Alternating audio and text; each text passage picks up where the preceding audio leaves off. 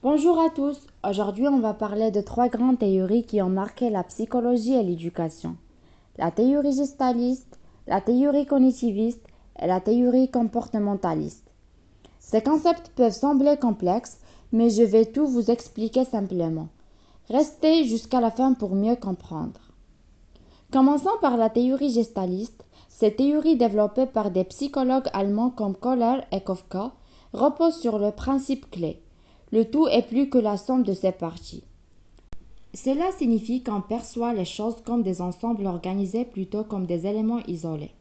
Regardez cette image d'un cercle avec des lignes brisées. Votre cerveau complète automatiquement les espaces pour former un cercle, même si ce n'est pas complet. C'est ça la théorie gestaliste. En éducation, cela veut dire qu'on apprend mieux en comprenant la globalité d'un concept avant de s'attarder sur les détails. Passons maintenant à la théorie cognitiviste, qui est portée par des penseurs comme Piaget et Brunner. Cette théorie se concentre sur comment les gens apprennent, c'est-à-dire les processus mentaux comme la mémoire, l'attention et la résolution de problèmes. Pour les cognitivistes, apprendre, ce n'est pas juste mémoriser, c'est traiter activement l'information. Imaginez que vous apprenez à résoudre un puzzle. Vous ne répétez pas simplement des actions, vous réfléchissez à comment les pièces s'assemblent. En éducation, cela implique des méthodes interactives ou des outils comme des cartes mentales ou les jeux éducatifs pour stimuler la réflexion.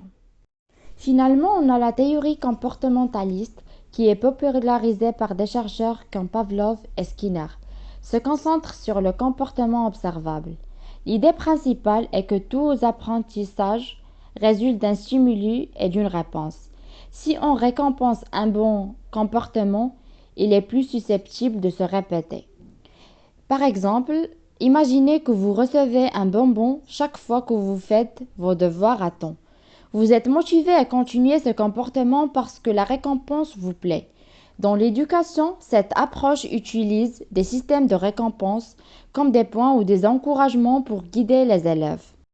Et voilà, on a exploré les trois théories, la gestaliste qui met l'accent sur la perception globale, le cognitivisme qui analyse les processus mentaux et le comportementalisme qui se concentre sur les comportements observables.